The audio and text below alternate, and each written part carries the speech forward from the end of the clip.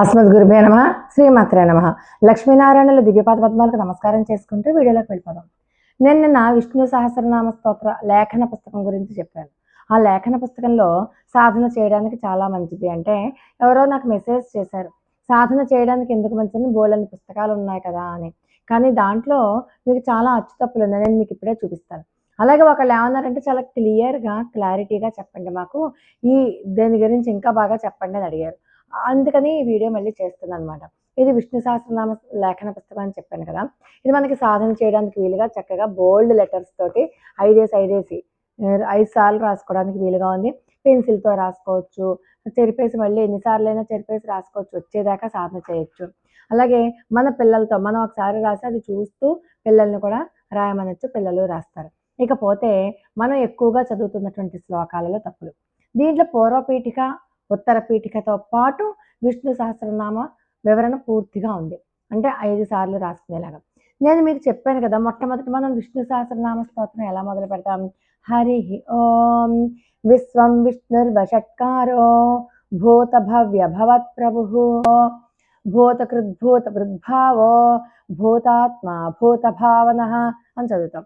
కానీ ఇక్కడ చూడండి, మనం ఈ పుస్తకంలో విశ్వం విష్ణుర్వషట్కారో మీరు 16 అక్షరాలు కలిపి చదవలేం కదా. ఎందుకు చదువుతాం? ప్రతి 8వ అక్షరం దగ్గర ఆపాలి. అది ఛందస్సు యొక్క నియమం. ప్రతి 8వ అక్షరం దగ్గర మరి ఆపాలి అంటే ఎలా మనం చదవాలి? ఒకసారి చూడండి, నేను మీకు చూపిస్తాను. ఈ పుస్తకంలో విశ్వం విష్ణుర్వషట్కారః, వషట్కారః దగ్గర ఆపాలి. వషట్కారో కాదు, వషట్కారః అక్కడ ఆపాలి. తర్వాత 2వ లైన్లో కూడా చూడండి, భూతకృద్భూత వృద్భావః, వృద్భావో అని కాదు. అక్కడ ప్రతి చోట కూడా విసర్గలు లోపించే ఆ పుస్తకంలో, విసర్గలు లేవు. అలాగే 4వ శ్లోకం చూడండి, మనం ఎక్కువగా బాగా తప్పులు చదివేది సర్వ సర్వ శివ స్థాణు అనే ఉంటుంది, స్థాణుహు అని లేదు ఆ పుస్తకంలో, స్థాణుహు అని లేదు. వీళ్ళు సరిగ్గానే రాసి ఉండొచ్చు, అది ప్రింటింగ్ మిస్టేకో మరి ఏ మిస్టేకో తెలియదు. స్థాణు అని ఉంది చూడండి, స్థాణు, స్థాణు కదా, స్థాణుహు, స్థాణు భూతాది అని చెప్పి మనం అక్కడ ఆపేస్తున్నాం, స్థాణు అని భూతాది అని చదివేస్తున్నాం. అది విసర్గ లోపం రాకూడదు, సంధి లోపం రాకూడదు. అలాగా విసర్గ లోపము సంధి లోపంతో చదివితే మళ్ళీ మళ్ళీ ఎందుకు అనిపించుకోవడం. పరమాత్మ దగ్గర మనం తప్పులు లేకుండా చదవడానికి నేర్చుకోవడానికి వచ్చినటువంటి ఒక అవకాశమే ఈ పుస్తకం.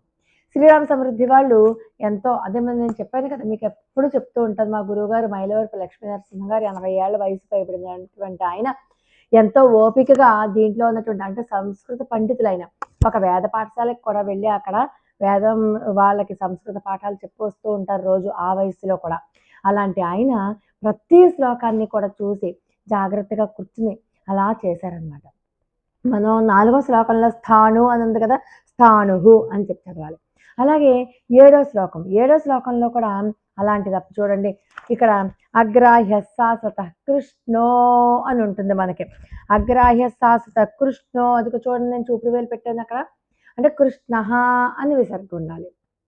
అలా ప్రతిదీ కూడా. మరి 8వ శ్లోకం కూడా అంతే, ఈశాన ప్రాణధ ప్రాణో అని ఉంటుంది, ఈశాన ప్రాణధ ప్రాణ. ప్రతి చాలా వరకు విసర్గలు, అకార ప్రశ్లేషలు ఇవన్నీ కూడా కొంచెం చాలా, అంటే ప్రింటింగ్ మిస్టేక్. నేను వాళ్ళని తప్పు పట్టట్లేదు సుమా, వాళ్ళు సరిగ్గానే రాసి ఉంటారు. ఎంతోమంది పండితులు చేర్చి రాసినట్టు ఎన్నో సంవత్సరాల నుంచి మనందరము కూడా చదువుకుంటున్నటువంటి అద్భుతమైనటువంటి పుస్తకం. కానీ ఇక్కడ నాకు తెలిసి ప్రింటింగ్ మిస్టేకో, ప్రింటింగ్ చేసే వాళ్ళకి సరిగ్గా సంస్కృత జ్ఞానం లేకపోవడం వల్ల అయినా కావచ్చు. కాబట్టి అలాంటి లోటుపాట్లు లేకుండా ప్రింటింగ్ కూడా వీళ్ళు దగ్గరుండి చూసుకున్నారు. అందుకే పుస్తకం పూర్తి క్వాలిటీతో చక్కగా A4 సైజులో బోల్డ్ లెటర్స్తో మనం రాసుకోవడానికి వీలుగా, చదువుకోవడానికి వీలుగా ఉన్నాయి. ఇలా మనం ఒక 10 శ్లోకాల దాకా కూడా వెళ్ళలేదు దీంట్లో, అప్పుడే 3 శ్లోకాలలో ఎన్నో తప్పులు మనం దొల్లే. అలాంటిది మరి 108 శ్లోకాలు సాధన చేస్తున్నప్పుడు ప్రతి శ్లోకంలోనూ కూడా ఇలాగే విసర్గ కానీ, సంధి భేదం కానీ, లేకపోతే అకార ప్రశ్లేషలు కానీ, ఇలా ఎన్నో రకాలుగా దోషాలు ఉన్నాయి. కాబట్టి నేను అందుకనే చెప్తున్నాను అనమాట, మీరు చాలా జాగ్రత్తగా చదువుకోవాలి. ఇవన్నీ బాగా రావాలి అంటే ఖచ్చితంగా మీకు ఈ పుస్తకం ఒక మార్గదర్శిగా ఉపయోగపడుతుంది. 17వ శ్లోకంలో చూడండి, ప్రాంశుహు అని ఉండాలి ఇక్కడ, అంటే ప్రతి 8వ అక్షరం దగ్గర ఆపి చదువుకోవాలి. అలా చదువుకునేటప్పుడు విసర్గ లోపించింది ఆ పుస్తకంలో. మీరు ఎంతో ప్రముఖమైనటువంటి పండితులు వాళ్ళ వీడియోస్లో కూడా చాలా ఇలాంటి లోపాలే దొర్లాయి అని చెప్పి మా గురువుగారు కూడా చెప్పారు. ఇలాంటి ఒక తప్పులు లేని, ఒక దోషాలు లేని ఒక పుస్తకాన్ని తీసుకుని మీరు లేఖనం ద్వారా అభ్యాసం చేస్తే కనుక, అభ్యాసం కూసు విద్య అంటారు. అభ్యాసం చేసినంత మాత్రాన మనకు బోలెడంత ఫలితం వస్తుంది.